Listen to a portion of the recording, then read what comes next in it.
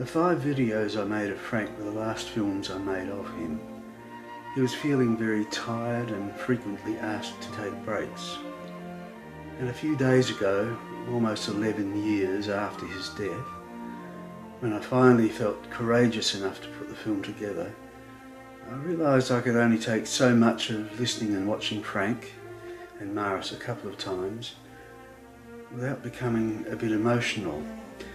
So I've made 2 filming sessions into 5 videos. You have to remember that Frank was dying, he was in pain, I think he had some internal bleeding, was becoming slow and a bit forgetful. Those of us who were there during the filming let his mind wander around most of the time without interfering. I wish he'd spoken more about his life after he and Maris married, but I'd left it too late. But I am thankful that we have this. On a visit a week or so after filming, Steph and I saw Maris and Frank at their Southern Cross home. Maris was quiet, watching TV as usual, but Frank was clearly agitated. "Where the bloody hell is everyone?" he demanded. It was grand final weekend. David was in Melbourne with his son Jacob for the football. Peter and Catherine and John had visited during the week. Paul and Jan and Steph and I were still working, but when we turned up on that Saturday, Steph and I felt the brunt of his disappointment. And he said, "I could have died today and none of you were here." I don't know how much of his words Mum understood, because she'd been with him since 1934, over 70 years in total. Then he told us about a dream he'd just had. It was very much unlike a Frank story. He was lying on his bed asleep, but could touch the wood of Jesus' cross, and he felt great peace. And he was asked if he would like to come now or wait and say goodbye to the family. He chose to wait and say goodbye to all of us. And after he told us that story, he seemed so much calmer, happy, proud. I'm not quite sure what the right word is, but he was very happy. And during everyone's visits over the next couple of weeks, I think he told everyone that he was very curious about dying, that death had no fear.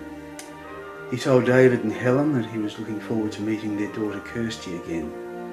And Kirsty was about 8 weeks old in 1970 when she suddenly died.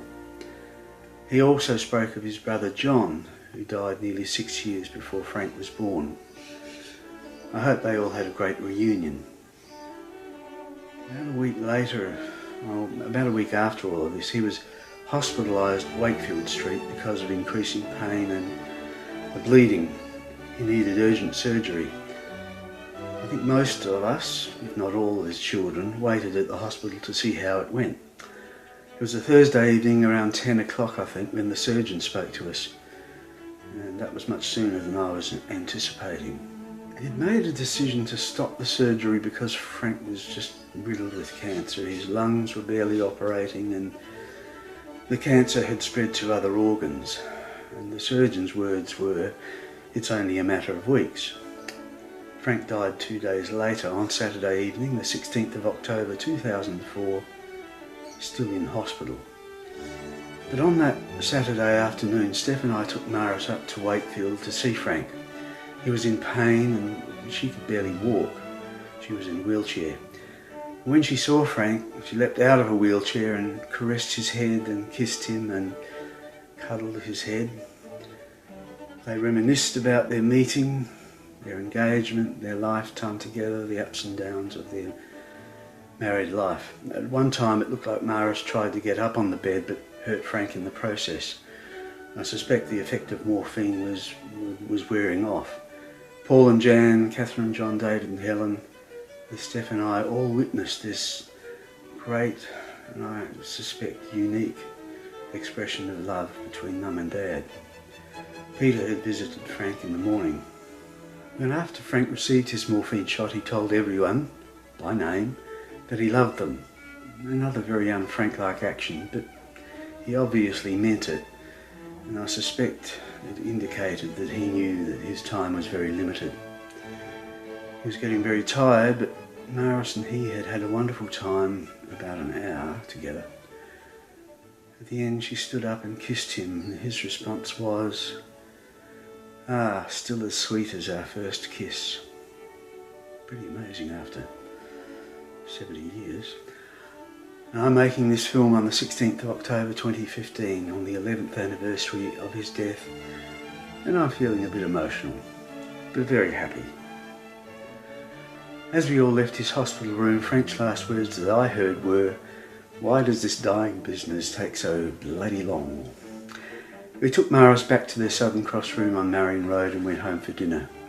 Almost as soon as we walked through our front door, Peter phoned to say that we'd better get back to the hospital as Frank's time was probably near. He lapsed into a coma almost immediately after we left, so we went back.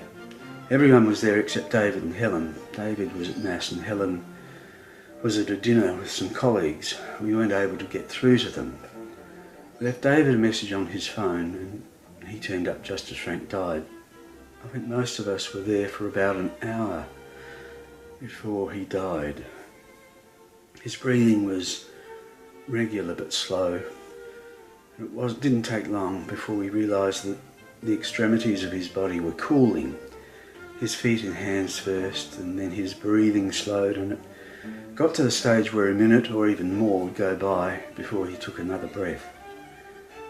He looked peaceful, as if he was asleep. We then called in a couple of nursing staff who checked him, and they in turn called for a doctor who pronounced him dead. The cathedral was called, and a Father McAvoy came and gave him the last rites. Siebert's funeral home was called, as Maris and Frank had prepaid funerals with them. And like the cathedral, they were just down the road on Wakefield Street. We arranged to come to Mass at the cathedral next morning and then go to Siebert's next door to make the arrangements for Frank's funeral. After Mass and the Siebert's meeting, we all travelled down to Southern Cross to visit Mum, to somehow break the news of Dad's death. The staff had been informed by Wakefield Street. The daughters-in-law and son-in-law discreetly moved into the hall, and we siblings gathered round Mum. None of us had really prepared for this moment, and I suspect we were all a bit tongue-tied waiting for someone else to speak, but I realised that I had a good lead-in. I was able to remind her that Steph and I had taken her to visit Frank in hospital the day before, and that they'd had a really wonderful time reminiscing, cuddling, kissing, talking about all sorts of things, and that the family had visited him the day before. I also felt it necessary to remind her that he'd been very sick for some time, but that he died peacefully in his sleep. I don't think any of us knew how she would react, but all she said was he was a very good man. We took her for a walk in the garden. It was a nice day, nice sunny blue sky, but it was difficult to know what to talk about, and we weren't sure how much Mum had remembered of the news about Dad. She had become reasonably forgetful at that time of her life. Catherine, Helen, Jan and Steph asked the staff to dress Mum in a nice outfit for the funeral, which was to take place on Tuesday at the Southern Cross Nursing Home Chapel. On the Sunday evening, we all gathered at Paul and Jan's to plan his funeral.